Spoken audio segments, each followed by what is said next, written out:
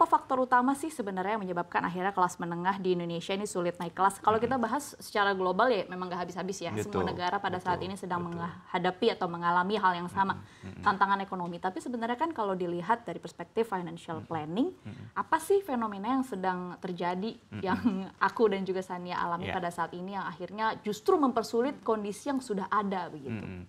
Ya, kalau kita bahas dari sisi hulunya ya, Dina, Sania gitu ya. Sebenarnya kan memang kondisi ekonomi ini lagi bergejolak gitu ya.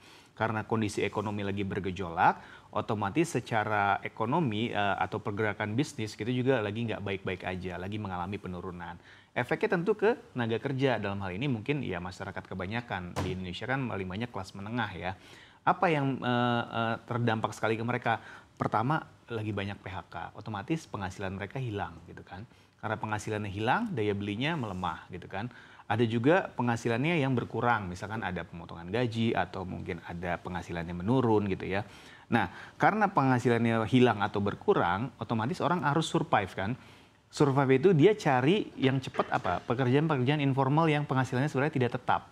Nah, kalau kita dengar-dengar terakhir itu memang banyak istilah gig economy. Gig economy adalah di mana di satu negara itu ditopang oleh kelas menengah yang kelas menengahnya ini kebanyakan atau mayoritas penghasilannya tidak tetap.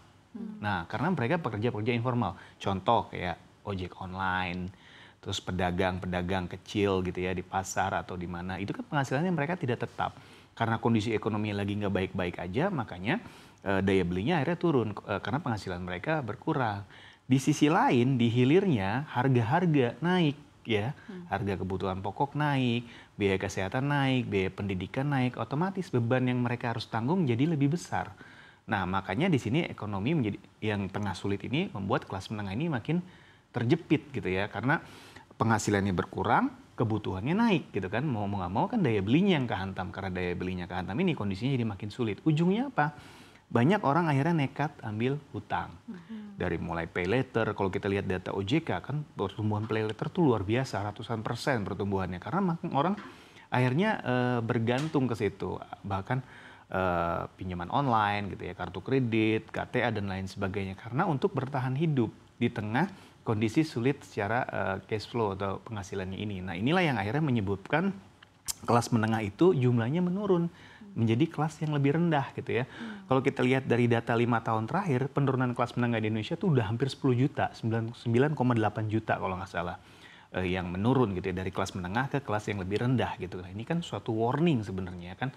Apalagi kalau dilihat dari data OJK dan Bank Indonesia, tabungan-tabungan atau DPK-DPK di bank juga makin kecil gitu ya. Jadi banyak istilah mantap ya, makan tabungan. Karena memang itu tadi kondisinya memang sangat sulit gitu ya sekarang gitu. Oke, tapi dari penjelasan Mas Ai tadi kan dijelaskan hampir 10 juta kelas menengah turun kelas. Betul. Kemudian juga tadi dijelaskan bahwa sebenarnya banyak yang pinjam online ataupun minjam begitu ya akhirnya.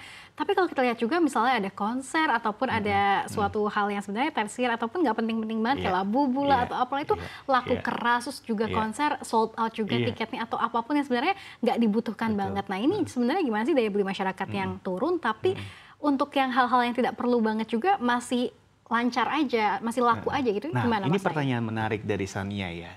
Jadi kalau berdasarkan data, kalau kita lihat, memang kan banyak yang bilang orang makan tabungan, kelas menengah turun. Tapi di sisi lain, yang naik apa? Itu tadi, pinjaman-pinjaman tadi ya. Jumlah orang yang mengakses pinjaman online meningkat. Pay later juga sama, KTA, kartu kredit sama, jumlah outstanding kreditnya meningkat.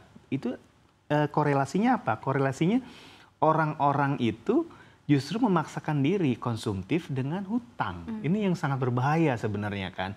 Dan yang kedua, benang merahnya adalah orang Indonesia itu memang sangat konsumtif, dikenal sangat konsumtif dan karena tingkat literasi keuangannya masih rendah, jadi dia tidak berpikir panjang gitu ya. Yang penting gue suka, gue hobi, ya udahlah gue beli aja dulu, masalah bayar urusan nanti gitu. Nah, ini yang sebenarnya berbahaya gitu. Makanya banyak orang-orang yang terlilit pinjol, terlilit pay later gitu ya. Banyak sekali orang-orang yang istilahnya bangkrut karena memaksakan diri memenuhi hasrat keinginan untuk hobinya atau kesenangannya, tapi mereka nggak bisa membayar gitu dengan uangnya gitu. Gitu Sania. Oke, baik. Ini mungkin pertanyaanku mewakili kelas menengah karena aku menggolongkan diriku juga kelas menengah ya. Mungkin Mas Ai dan Sania juga begitu ya. Kalau melihat fenomena ini, kalau yang aku pribadi rasakan dan mungkin Sobat Cuan juga banyak yang merasakan, kan lumayan stressful ya. Betul. Di tengah kondisi perekonomian yang nggak stabil, kemudian banyak tantangan tahun 2025 kita dihadapkan dengan beberapa potongan-potongan yang akan semakin besar. Kita udah mulai hitung-hitung, waduh lumayan juga nih potongannya. Jadinya stres dan akhirnya pelariannya kita beli barang-barang yang itu tadi. Harganya tuh murah, Mas. Kalau buat perempuan mungkin lipstick zaman sekarang tuh harganya murah banget. Yang tadinya kita sebenarnya nggak mau beli, mungkin jadi beli. Mungkin buat laki-laki katakanlah barang elektronik atau misalnya katakanlah yang paling gampang terjangkau adalah stres dikit merokok. Itu kan lumayan pengeluarannya juga. Nah, sebenarnya Mas Ai melihat fenomena ini, sebenarnya kita sebagai masyarakat yang sedang tertekan harus apa, siapa yang salah dan siapa yang harus bertanggung jawab dan apa yang harus dilakukan. Wah, nih kalau ditanya siapa yang salah dan bertanggung jawab, nih panjang nih. Sebenarnya ini lingkaran yang banyak pihak terlibat gitu ya. Yang pasti yang paling bertanggung jawab adalah diri kita sendiri sebagai kelas menengah. Ketika kita tidak wise dalam spending gitu ya, dalam mengeluarkan uang yang kita dapatkan gitu ya, itu kita menjadi orang yang sebenarnya paling bertanggung jawab kalau menurutku ya gitu ya. Tapi di sisi lain memang peran dari pemerintah, peran dari lembaga-lembaga keuangan dan stakeholder lain juga penting gitu ya. Karena itu tadi tingkat literasi keuangan di Indonesia memang sangat rendah gitu ya, masih 60%, di angka 60% gitu ya. Tapi di sisi lain tingkat inklusinya sangat tinggi gitu, di atas 80%. Ini kan ada gap yang sebenarnya tidak bagus gitu ya. Harusnya kan literasinya lebih tinggi dibanding inklusinya. Nah, harusnya literasinya lebih tinggi dibanding inklusinya. Iya, jadi orang harus paham dulu apa produk keuangan yang mereka akses, mereka gunakan, baru menggunakan. Nah, kalau orang Indonesia kebanyakan pakai dulu, tapi yang kebanyakan dipakai ya hutang itu tadi, pay later, pinjol dan segala macam. Untuk investasi masih sangat kecil, untuk proteksi kayak asuransi masih sangat kecil gitu. Kalau dilihat berdasarkan data ya, ini yang justru menjadi masalah gitu ya.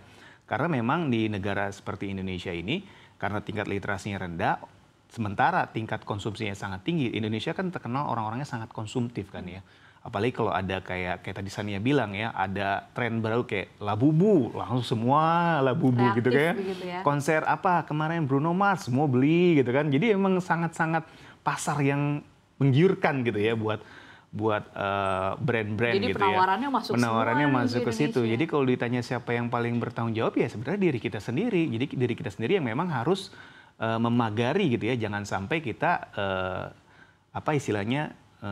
sengsara gitu ya karena kondisi ekonomi yang lagi sulit, sementara kitanya malah justru banyak mengeluarkan uang untuk hal-hal yang sebenarnya tidak perlu-perlu banget. Tadi yang seperti Dina bilang, sekarang lagi tren istilahnya doom spending kan, yang sebenarnya kita tahu itu perilaku yang bodoh, dooms itu kan bodoh, tapi kita lakukan. Iya. Gitu. Saya kayak Dina sebenarnya udah punya lipstick, ngelihat yang lain beli lagi, padahal belum tentu dipakai gitu kan, karena itu tadi yaitu secara tidak langsung impulsive buyer itu memang sangat banyak dan sangat berbahaya tuh kalau kita nggak bisa membatasi atau memagari diri kita gitu.